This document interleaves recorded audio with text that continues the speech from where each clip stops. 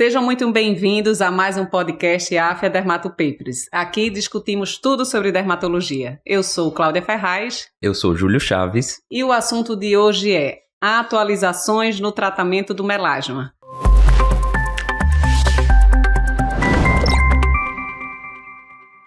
Vamos lá, Júlio. Sempre temos novidades sobre esse assunto. É um assunto que é rotina, né, realmente, de quem atende qualquer ambulatório ou consultório de dermatologia, porque são pacientes, especialmente as mulheres, com essa condição que é crônica, recidivante. Estamos num país tropical em que o sol praticamente existe aí durante o ano todo e a gente acaba muitas vezes rotacionando diversos tratamentos. Uma época o paciente roda, depois recidiva e troca por outro, então a gente tem sempre que estar muito ligado nas novidades desse tratamento, não é verdade? Sem dúvida, Claudinha. Eu digo que não há dermatologia sem melasma, né? Eu, pelo menos, no meu consultório, todos os dias atendo não só uma, como várias pessoas com esse problema. E a gente sabe que o melasma, por ser uma doença crônica, recidivante, ela também afeta muito a autoestima desses pacientes. Então, os pacientes muitas vezes estão depressivos, ou deprimidos, né? E procurando realmente algo que melhore. Eles muitas vezes até entendem a doença. Sabem que a doença muitas vezes é de difícil melhora, assim, que precisa de muitos sacrifícios, de muitas abdicações, mas eles estão tristes porque eles não têm um apoio ali seu, né? Que eu digo que a gente serve muito para isso, para apoiar, para dar um caminho para ele e estar junto aí nas dificuldades para a gente poder realmente ver uma melhora no tratamento desse melasma. Como você falou, a grande maioria dos casos, né, são mulheres, né? A gente tem mais de 90% mulher, mas eu também tenho alguns homens. Sim. Porque lá no local onde eu trabalho existe um viés que eu digo que é a feira, né? Então muita exposição solar e os homens trabalham muito nessa feira, então eu tenho alguns homens que são acompanhados comigo com melasma e que também me procuram exatamente por estar se sentindo envelhecido por conta dessas manchas no rosto. Então o impacto na qualidade de vida desses pacientes é muito grande e a gente realmente precisa estar por dentro de tudo sobre o melasma, né? Só para a gente lembrar os fatores agravantes clássicos do melasma, sem dúvida a radiação ultravioleta. Então, quanto mais sol, né, no curto prazo, no médio e no longo prazo, tem gente que acha que tem muita relação com fotoenvelhecimento, não necessariamente com a exposição aguda, né? Isso. E também a predisposição genética, então história familiar de melasma, tem irmãos, pais com melasma, isso vai contar. A questão da relação com hormônio, não é à toa que a gente vê mais em mulheres, em pacientes com terapia de reposição hormonal ou uso de contraceptivo oral, sem dúvida nenhuma. E existe um perfil genético de etnia questionável, né? Parece ser mais comum em afrodescendentes, hispânicos, mas, sinceramente, a gente nem conta isso no Brasil.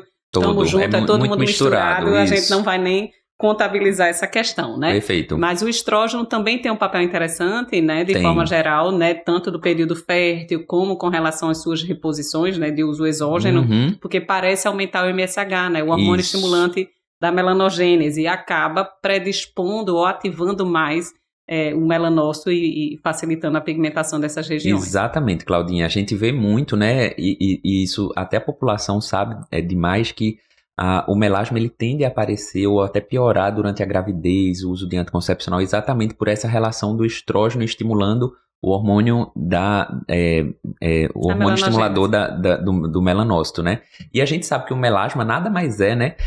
Eu digo sempre, né? O melasma, a etiologia dele é muito fatorial, por isso que ele é tão difícil de ser tratado, porque são várias vertentes ali, é uma doença complexa, mas a gente sabe que a base dessa doença é exatamente uma hiperfunção dos melanócitos. Isso. Então a gente tem os melanócitos muito funcionantes, produzindo muita melanina e que acaba realmente pigmentando a pele desse paciente. Isso, né? É bem importante, porque tem gente que acha que é uma proliferação melanocítica. Não é.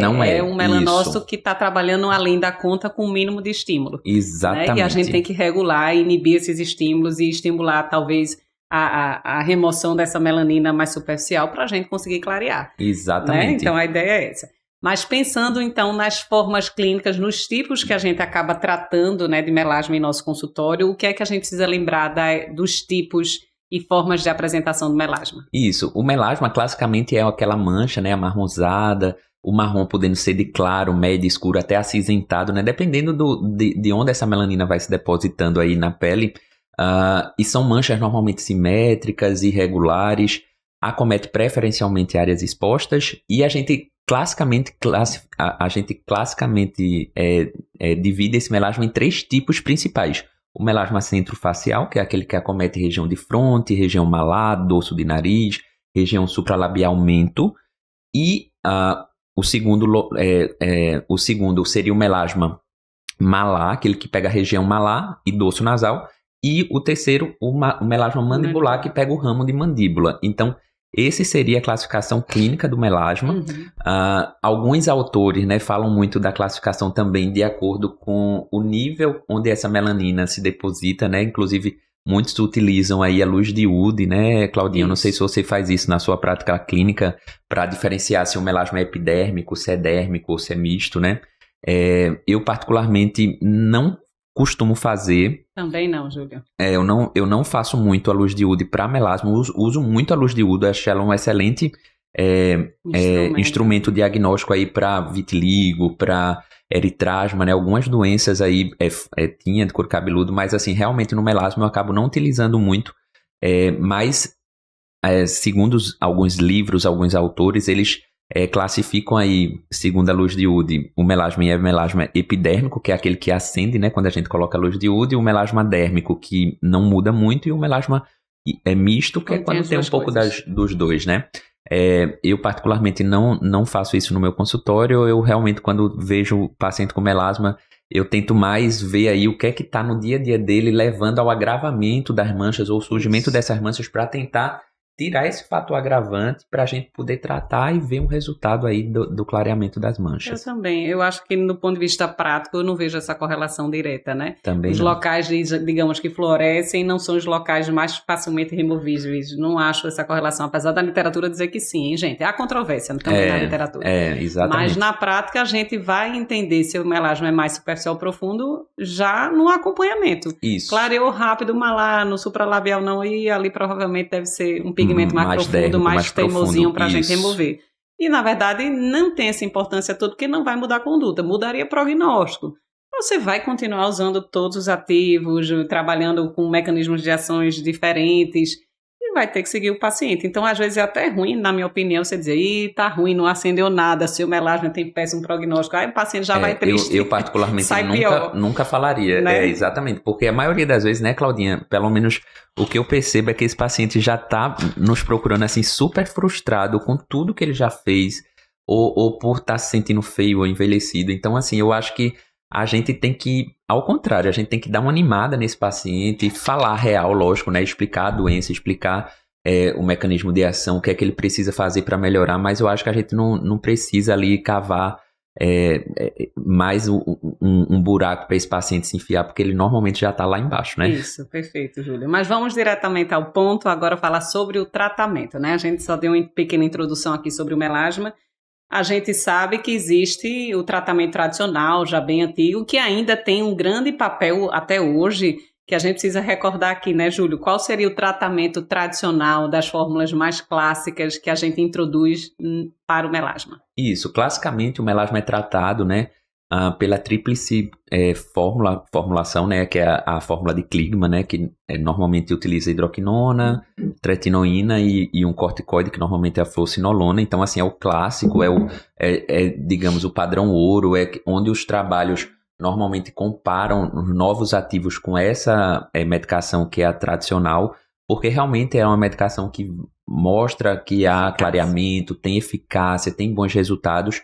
Lógico, precisa de um acompanhamento e precisa da educação nossa, de nós, né, dermatologistas, para ensinar esse paciente como utilizar essa medicação, porque ela também é uma medicação que pode ter efeitos adversos, efeitos colaterais, irritação, né, dependendo de como esse paciente utilize, mas sendo prescrita e educando o paciente corretamente, eu particularmente vejo na minha prática clínica um excelente resultado com a tríade de Kligman. Eu acho excelente.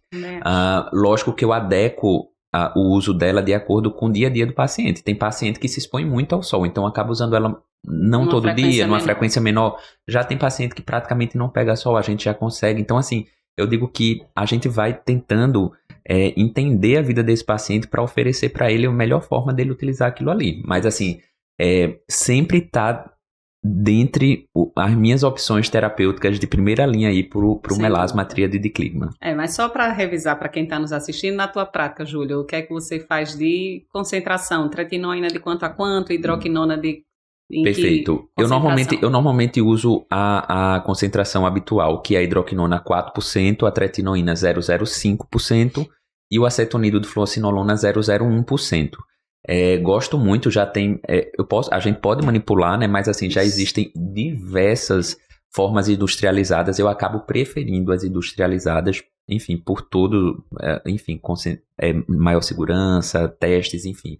Então, o preço também não é uma coisa que difere muito. Exatamente, a gente já tem fórmulas industrializadas com preço muito, muito bom para o paciente. Então, assim, eu realmente prefiro os industrializados e sempre que possível lanço mão deles sim, exatamente porque eu acredito muito no resultado deles. Também. Eu eventualmente manipulo, Júlio, quando é uma pele muito sensível e às vezes jovem. Isso. Eventualmente em paciente com acne e melasma. Eu digo, meu Deus. Aí o veículo creme às vezes não cai bem. Isso, Claudinha. E lembrar do corticoide também nos pacientes com acne, né? Que você pode piorar aquela acne já existente. Então, nesses quadros aí, realmente, pacientes mais jovens, pacientes que não toleram a cosmética creme ou pacientes que já sofrem de acne, a gente tem que estar atento de repente...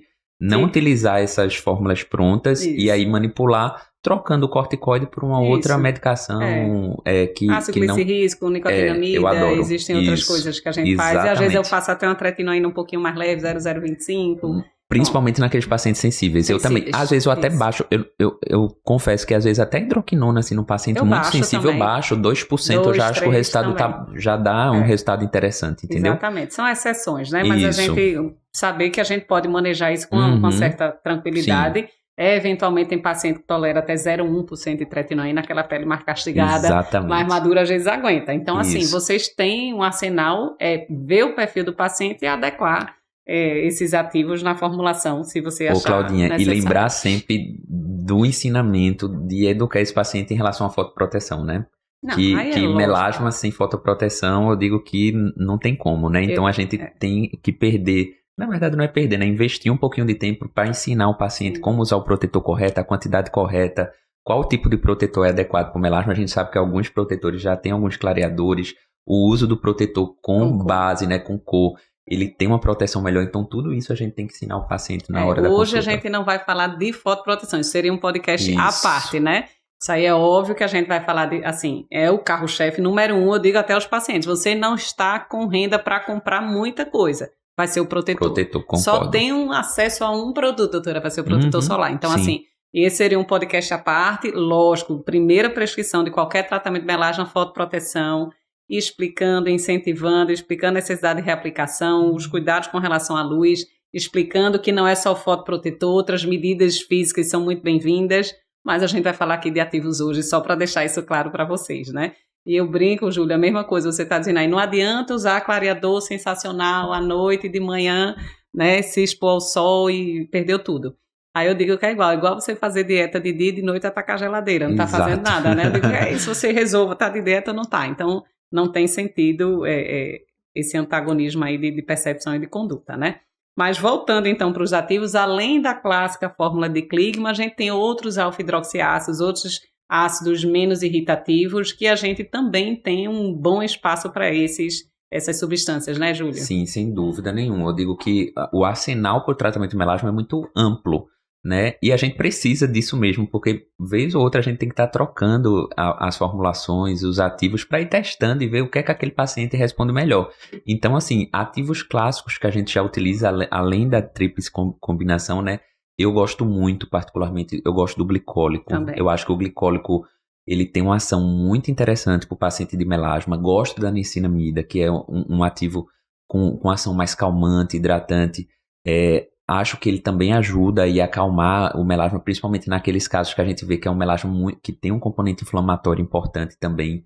O arbutin, né, que é um clássico também, que eu gosto bastante, na concentração de 5%, normalmente boa tolerabilidade, tem um clareamento interessante. Além de outros, como ácido cógico, fítico, azelaico, que a gente utiliza muitas vezes até combinados, né, Claudinha, manipulando combinados. E a gente também não pode esquecer aí da cisteamina, né, que a cisteamina, ela... há alguns anos atrás surgiu assim como uma opção aí no tratamento do melasma. Eu gosto também. Pouco irritativa, tem uma ação interessante. O cheiro, que era um grande incômodo do paciente, hoje muitos produtos já têm esse cheiro muito bem mascarado, então dá pra gente utilizar também aí no nosso arsenal para o tratamento desses pacientes. E como é que você costuma indicar a cisteamina, Júlia? Só para quem está nos escutando aí. Então, uma vez ao dia, 2, não associa com outros ácidos ou eventualmente associa? Normalmente eu recomendo uso uma vez ao dia, mas eu digo que cada profissional tem sua rotina, né? Eu uso uma vez ao dia.